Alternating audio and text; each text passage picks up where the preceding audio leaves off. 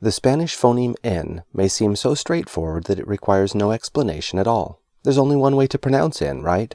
Well, it turns out that there are 8 or 9 ways to pronounce N, depending on its phonetic context. Fortunately, it's really easy to develop a sense of how to pronounce all the different N's without any memorization.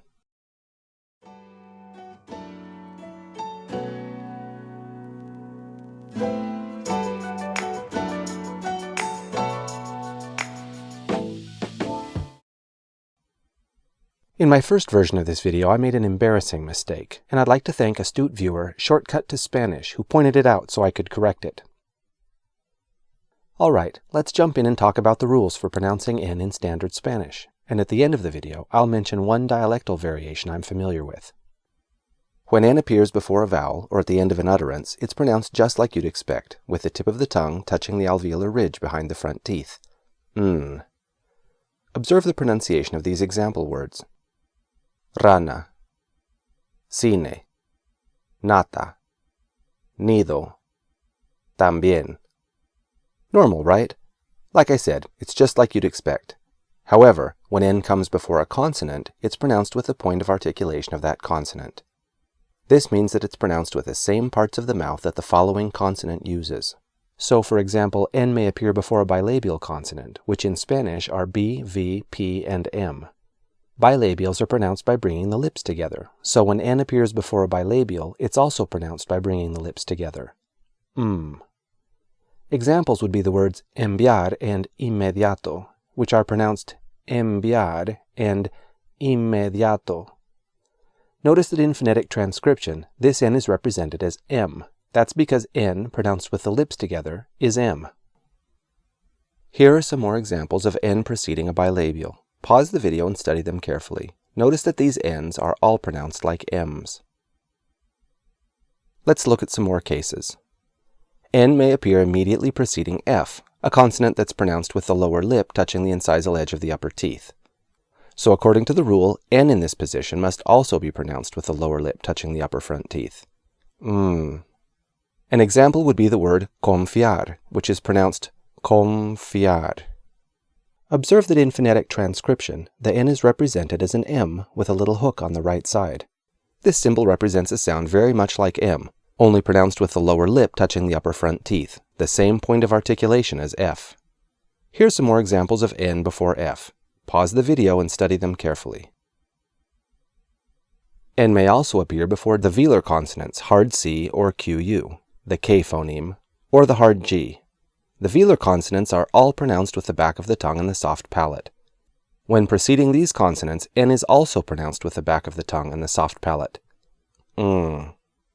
Examples would be the words banco, tanque, and tengo. The phonetic symbol for this N looks like an N with a little hook on the right side. Here's some more examples. Pause the video and study them carefully.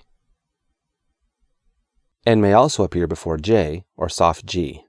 In standard Spanish, these letters are pronounced as a velar fricative, which means they're pronounced with the back of the tongue and the soft palate. Some authors suggest that the N in this case is the same as the previous one, so a word like naranja would be naranja. Notice how this N is represented by an N with a hook on the right side, exactly like the N's in the previous case. However, other authors say that this N is actually slightly different from the previous one. Instead of calling it a velar nasal, they call it a uvular nasal, and they represent it with an uppercase N.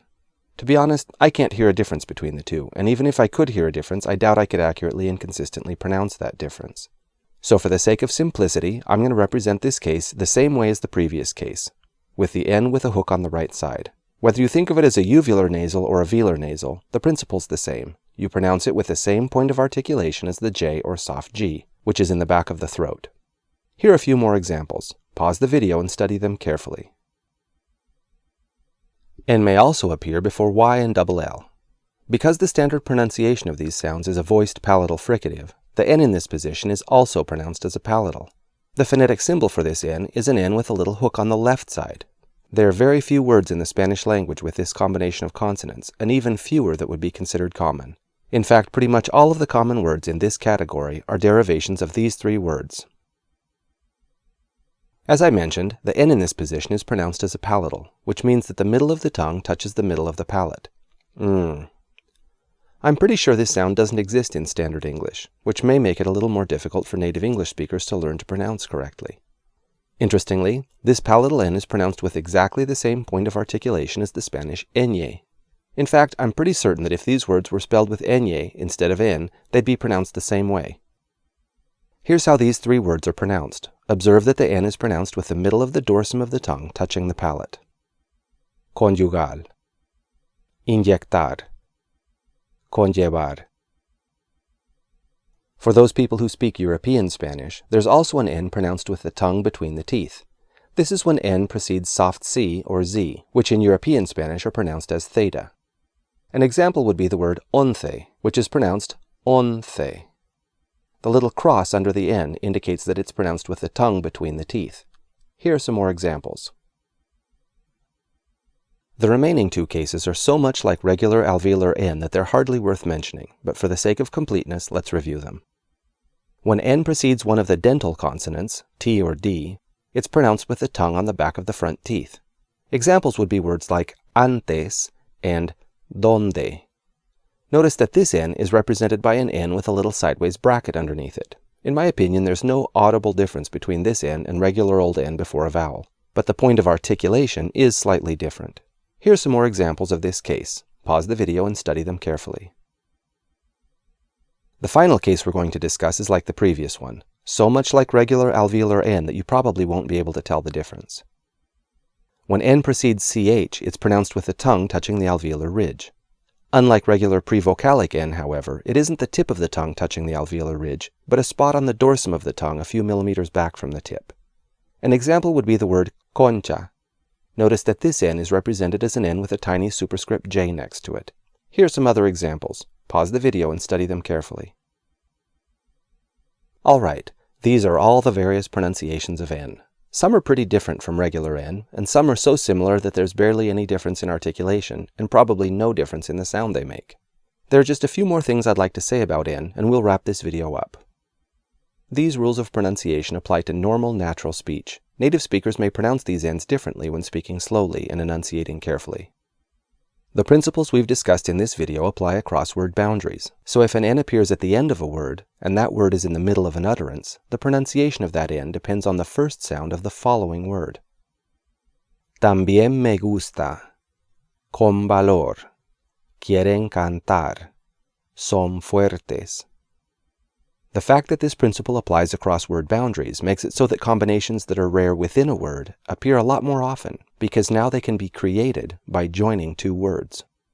N before Y or double L is one example, and N before B or P is another. Here are a few example word pairs, but there are literally thousands of these. There's a lot of variability in the level of detail of phonetic transcription. Most authors don't bother to distinguish between those N's that sound a lot like regular alveolar N. So it's not super common to see the little marks under the N's, or the superscript J. It's also not common for authors to distinguish between the uvular and velar N's. I've made a big deal about these distinctions in this video because it's today's topic of discussion. But in previous videos I haven't, and I don't plan on worrying about that level of detail in transcriptions that I do for future videos. There's one dialectal variation of N that I'm aware of. In some coastal dialects, especially Caribbean dialects, N at the end of an utterance is commonly pronounced as velar N. So in dialects that do this, a word like también is often pronounced as también, as if it were spelled like this. Of course, this is only at the end of an utterance. In the middle of an utterance, the pronunciation of N still depends on the first sound of the following word. To summarize what we've discussed today, the pronunciation of N depends on whatever sound comes after it. If N is followed by a vowel, or comes at the end of an utterance, it's pronounced like a regular alveolar N, which is the stereotypical N sound. If it's followed by a consonant, it's pronounced with a point of articulation of that consonant. Alright, this has been our discussion of Spanish N. If you've learned something from this video, please give it a like, and don't forget to subscribe so you don't miss out on future content. If you have any questions about the Spanish language, please ask in the comments. I'd be happy to consider making a special video to answer your question.